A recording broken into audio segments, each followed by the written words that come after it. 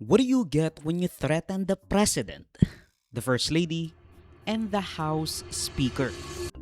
Huwag kang mag-alala, ma'am, sa security ko. Kasi may kinausap na ako na tao.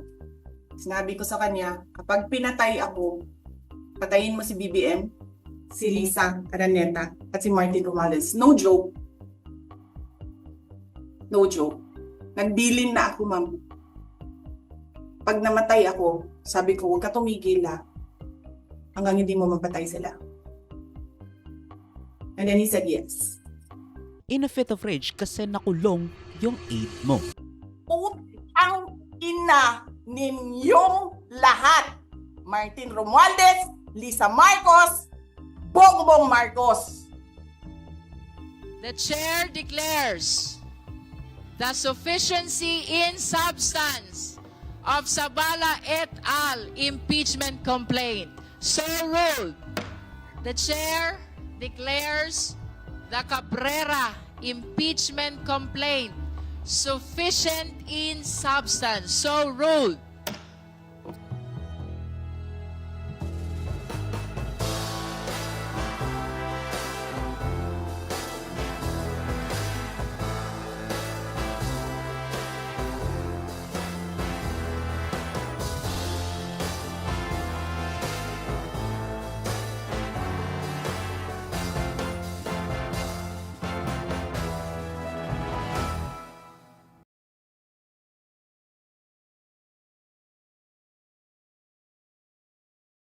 No sino nga naman ang sira sa ulo na panonoorin yung buong impeachment trial ni VP Sara na umaabot ng ilang oras over the course of 3 days every week for apparently 30 weeks o lagpas kalahating taon.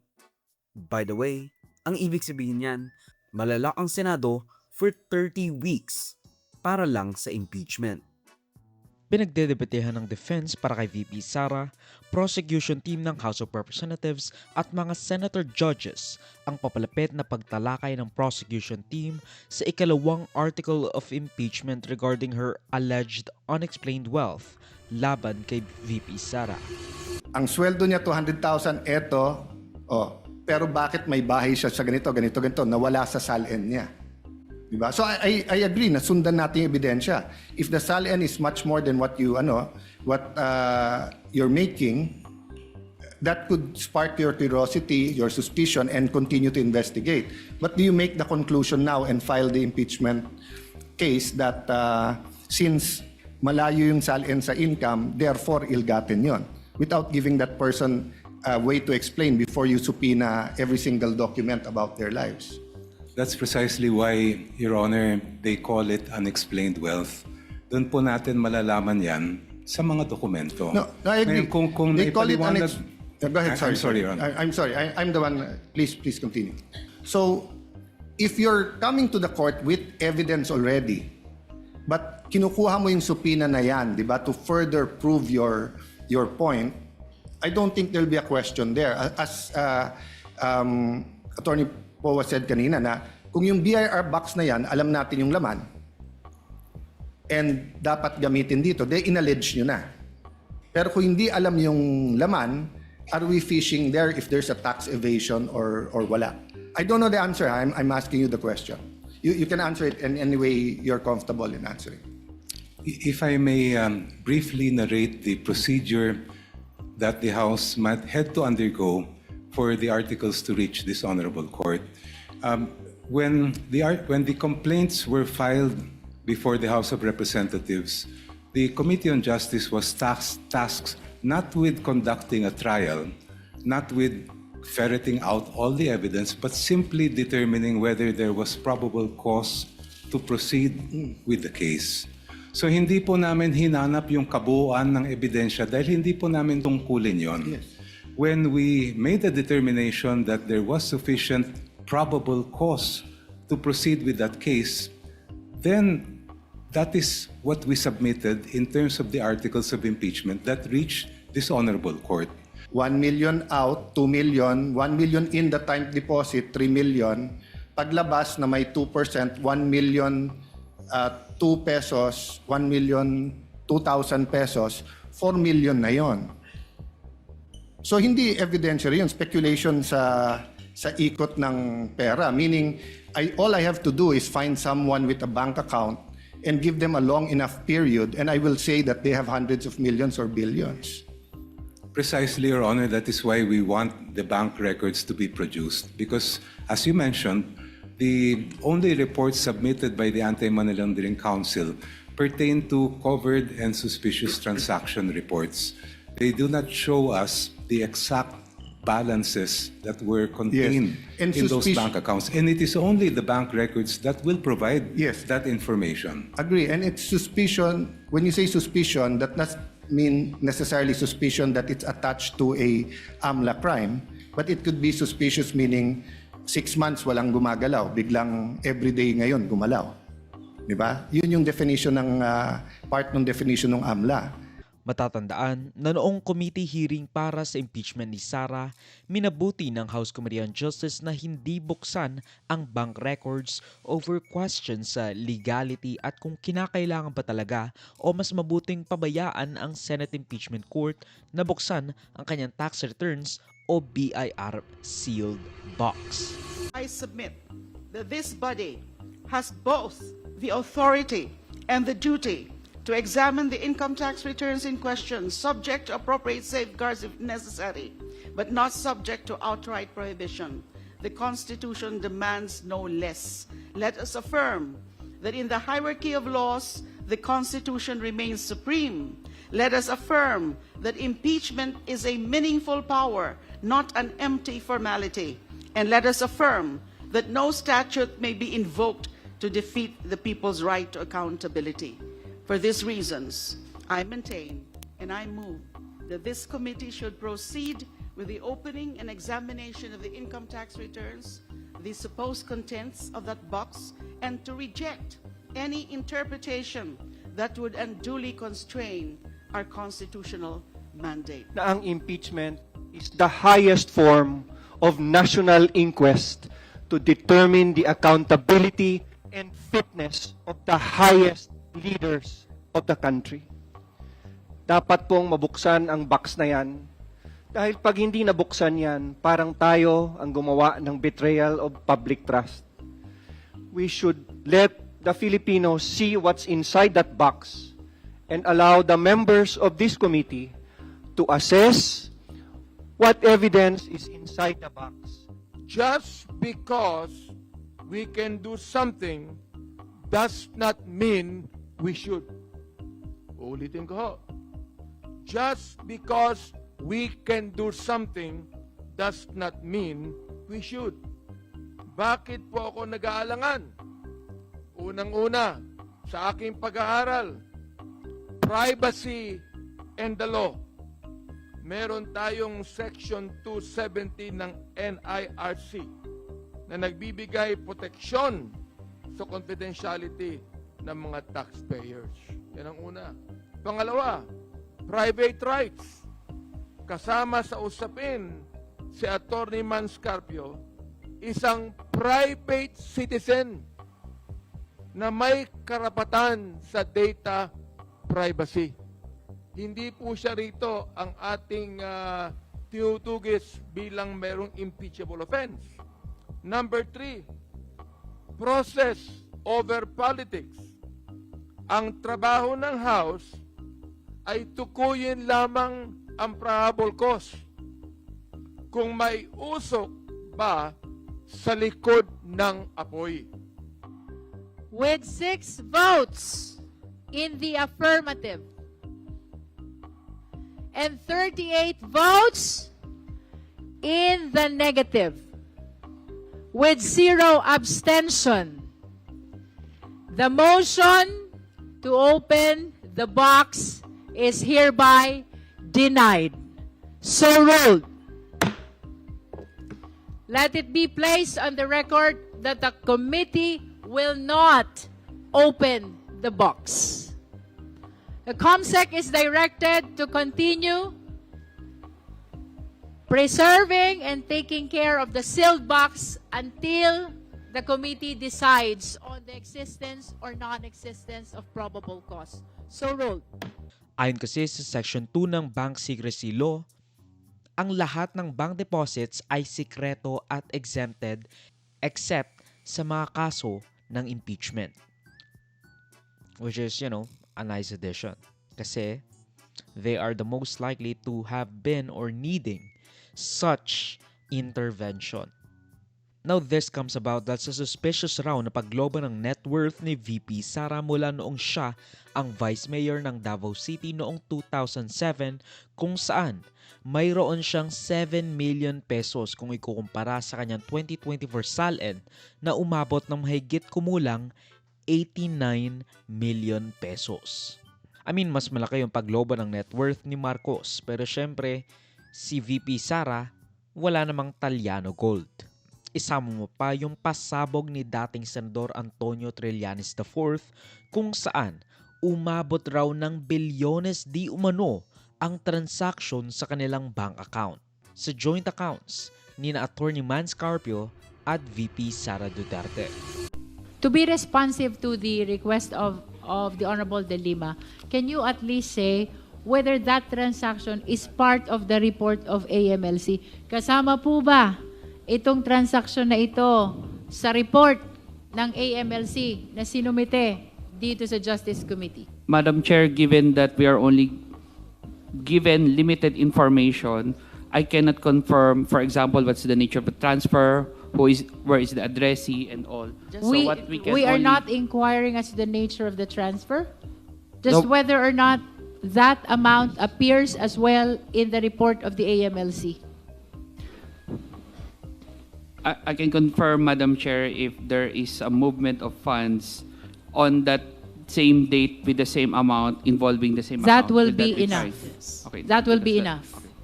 So for December 9, 2014, on our records, based on our records, there is a transaction amounting to 16,852,832.94. So 5 out of 5 transactions randomly selected by Honorable De Lima from Annex A is confirmed by the AMLC, at least that similar transactions appear in their report. Are there any other subject of confirmations?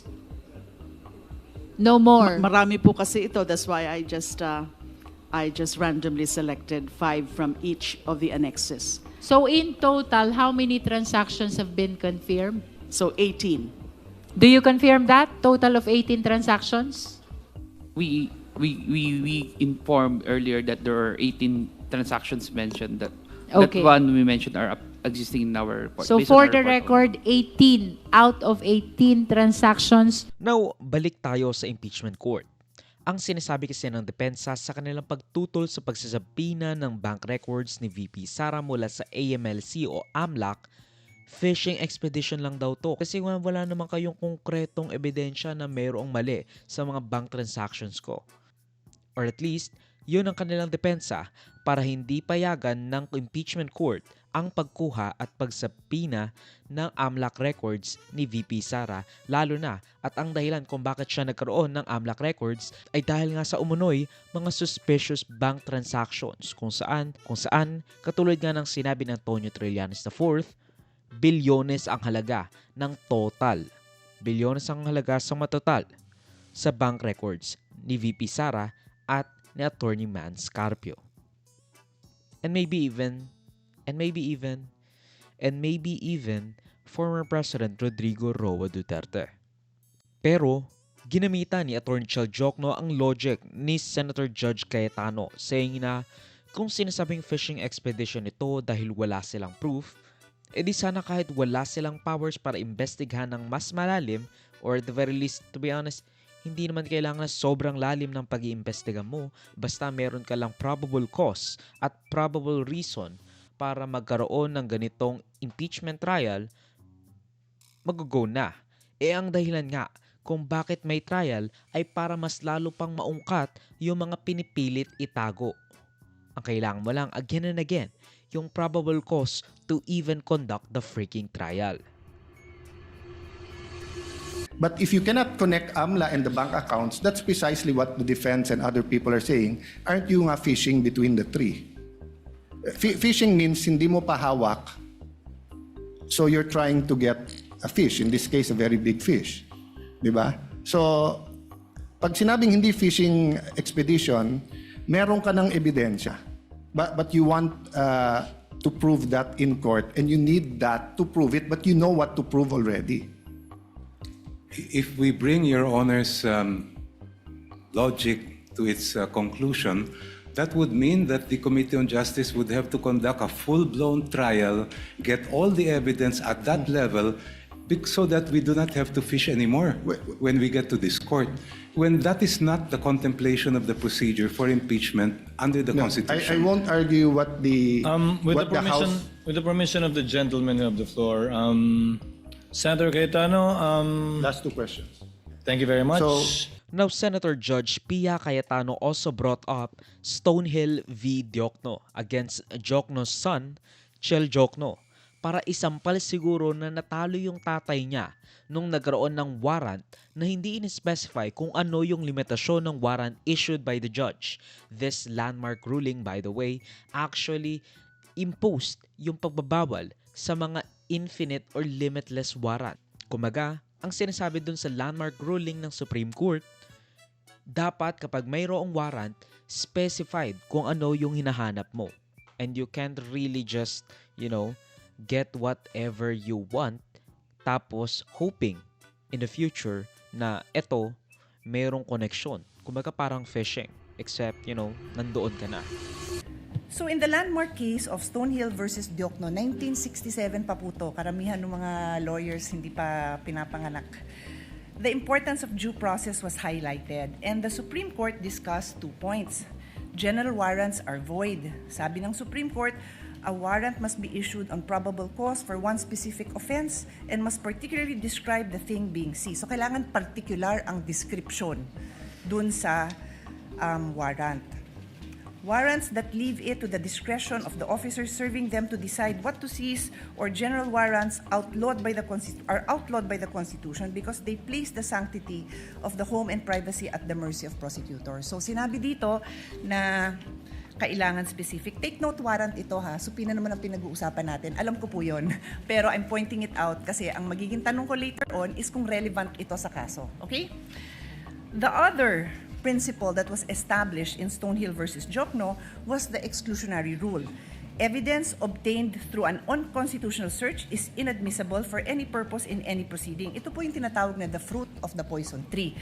Pag nakuha mo yung information dun sa bawal na paraan, kung ano yung information mo, bawal ipakita yon. And this is where I need to get guidance from the presiding officer. If I'm allowed, I don't have to name names, to share the discussion that we had in caucus.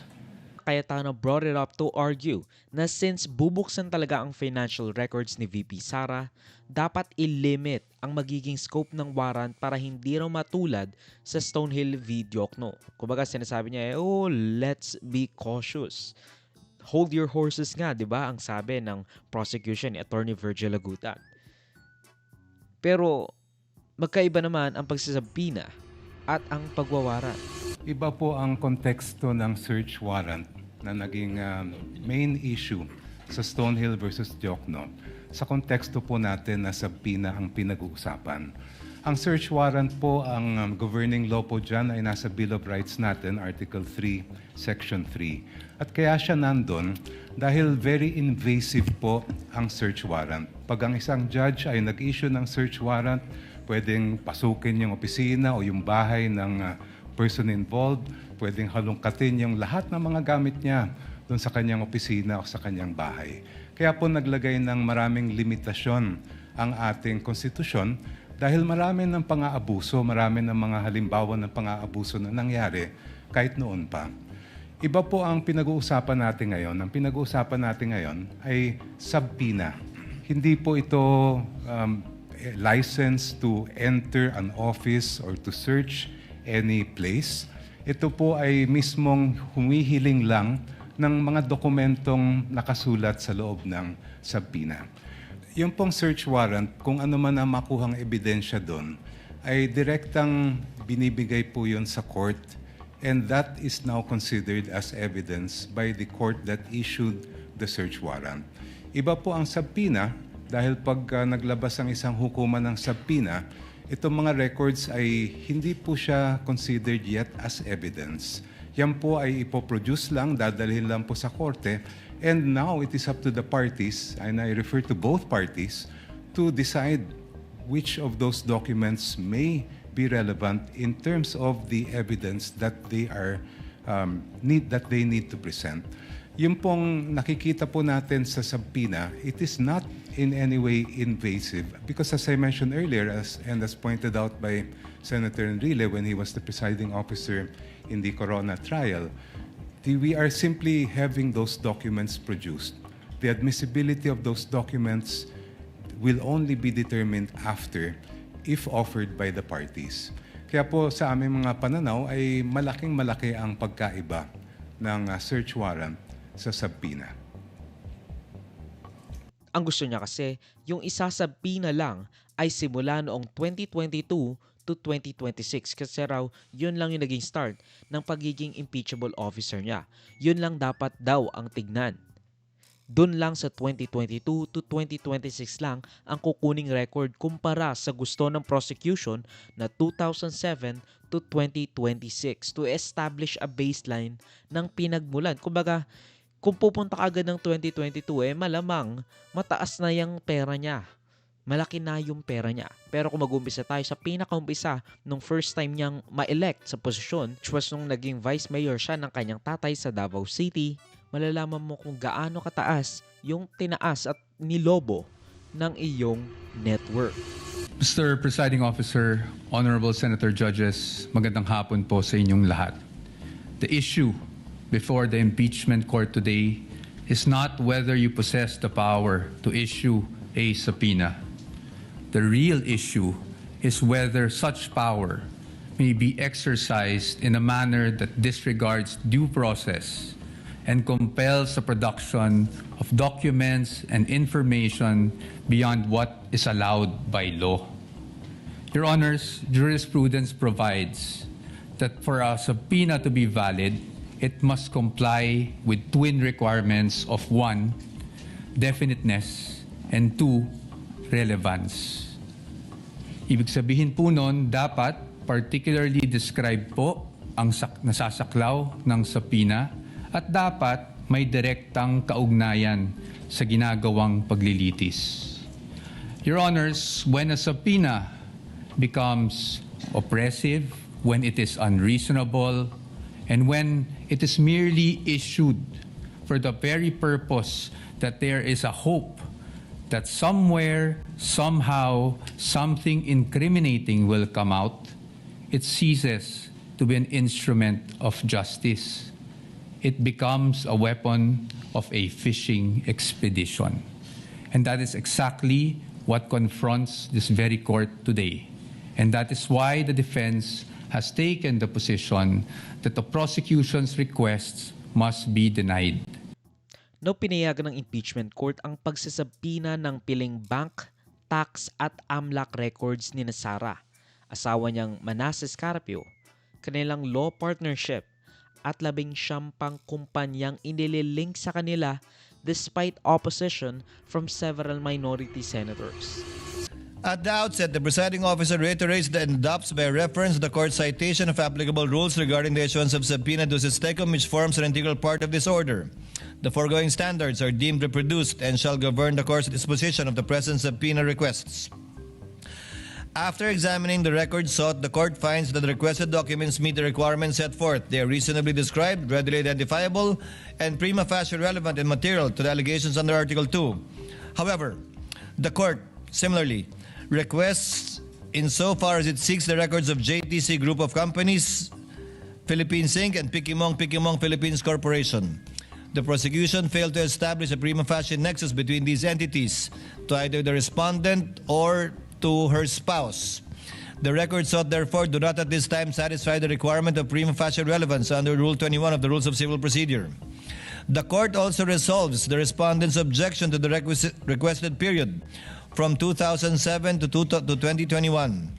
They anchored their opposition on the Supreme Court's pronouncement in Duterte v. HOR that the basis of any charge must be for impeachable acts or omissions committed in relation to their office and during the current term of the impeachable officer. The argument, as stated earlier, fails because first, the documents requested under the subpoena ducis tecum will not be used to allege additional impeachable offenses. This court will not allow it.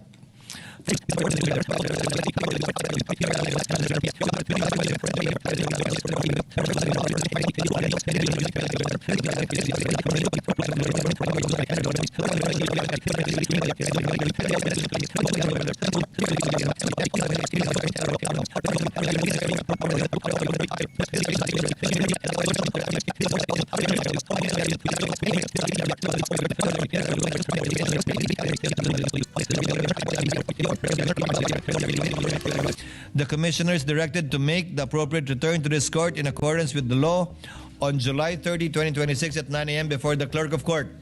The court shall await the return before taking any further action as may be warranted.